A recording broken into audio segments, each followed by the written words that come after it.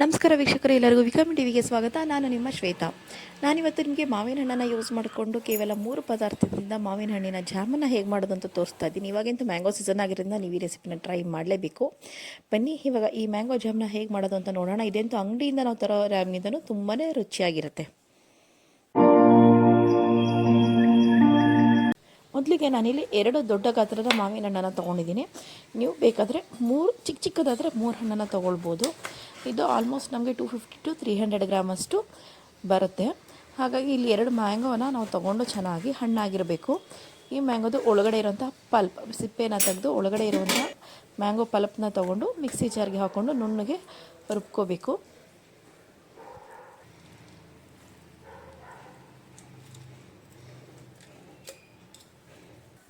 ಮೊದಲಿಗೆ ನಾನಿಲ್ಲಿ ದಪ್ಪ ತಳದ ಒಂದು ಪಾತ್ರೆ ಇಟ್ಕೊಂಡಿದ್ದೀನಿ.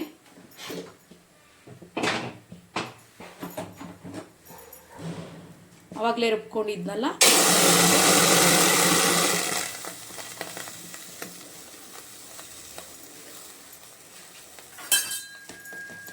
ಈಗ ಇದನ್ನ ಚೆನ್ನಾಗಿ ಮಿಕ್ಸ್ ಮಾಡೋಣ. ಇದು ಮೀಡಿಯಂ ಫ್ಲೇಮು ಇಲ್ಲ, ಲೋ ಫ್ಲೇಮು ಇಲ್ಲ, ಮೀಡಿಯಂ ಹೈ ಫ್ಲೇಮಲ್ಲಿದೆ ಇದು. ಈಗ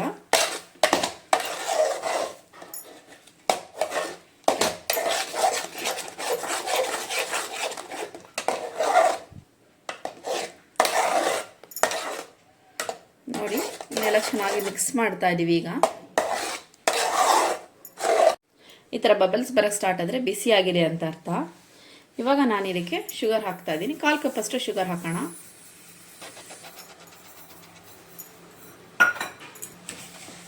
ಮ್ಯಾಂಗೋ ಮೊದಲೇ ಸ್ವೀಟ್ ಇರೋದ್ರಿಂದ ನಾವು ಶುಗರ್ನ ನೋಡ್ಕೊಂಡು ಸೇರಿಸ್ಕೊಳ್ಳೋಣ. ನಿಮ್ಗೆ ಎಷ್ಟು ಬೇಕೋ ಅಷ್ಟು ಸಿಹಿ ಮಾತ್ರ ಸೇರಿಸ್ಕೊಳ್ಳಿ. ಹೀಗೆ ಚೆನ್ನಾಗಿ ಮಿಕ್ಸ್ ಮಾಡಬೇಕು.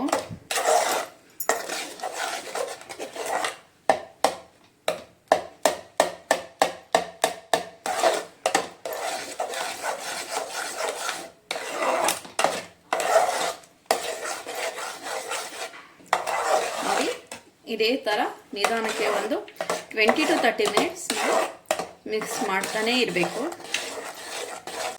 ನೋಡಿದೆ ಎಷ್ಟು ಚೆನ್ನಾಗಿ ಬಣ್ಣ ಚೇಂಜ್ ಆಗ್ತಾ ಇದೆ. ಹೀಗೇ ನಾವು ಕೈ ಬಿಡದಿರೋ ಥರ ತಿರುಗಿಸ್ತಾನೆ ಇರಬೇಕು ಒಕೇಶನಲ್ಲಿ. ಹಾಗೆ ಬಿಟ್ಬಿಟ್ರೆ ತಳ ಹತ್ತುತ್ತೆ, ಅವಾಗ ಚೆನ್ನಾಗಿ ಬರಲ್ಲ. ಇಲ್ಲಾಗದೆ ತಳ ಹತ್ತುತ್ತಾ ಇದೆ. ಹೀಗೇನೆ ಇನ್ನೂ ಫುಲ್ ಕಲರ್ ಚೇಂಜ್ ಆಗೋವ್ರಿಗೆ, ನಮಗೆ ಜಾಮ್ ಕನ್ಸಿಸ್ಟೆನ್ಸಿ ಬರೋವ್ರಿಗೆ ಮಗ್ಸ್ತಾನೆ ಇರಬೇಕು.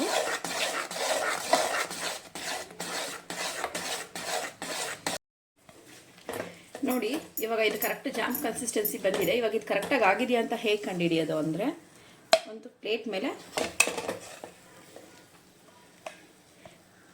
ಈ ಥರ ಸ್ವಲ್ಪ ಜಾಮನ್ನ ಹಾಕಿ ಒಂದು 30 ಸೆಕೆಂಡ್ಸ್ ಬಿಟ್ಟು ಈಗ ಬಿಟ್ಟರೆ ಅದು ಡ್ರಿಪ್ ಆಗಬಾರ್ದು. ನೋಡಿ, ಗಟ್ಟಿಯಾಗಿದೆ, ಡ್ರಿಪ್ ಆಗ್ತಾ ಇಲ್ಲ. ಈ ಥರ ಆದರೆ ಇದು ರೆಡಿ. ನಂತರದಲ್ಲಿ ನಾವು ಇವಾಗ ಇದಕ್ಕೆ ಅರ್ಧ ನಿಂಬೆಹಣ್ಣನ್ನು ಹಾಕ್ತಾ ಇದ್ದೀವಿ. ಇದು ಇದೇ ಕನ್ಸಿಸ್ಟೆನ್ಸಿನ ಮೇಂಟೈನ್ ಆಗಲಿ ಅನ್ನೋ ಕಾರಣಕ್ಕೆ ನಾವು ಲೆಮನ್ ಹಾಕ್ತಾ ಇದ್ದೀವಿ.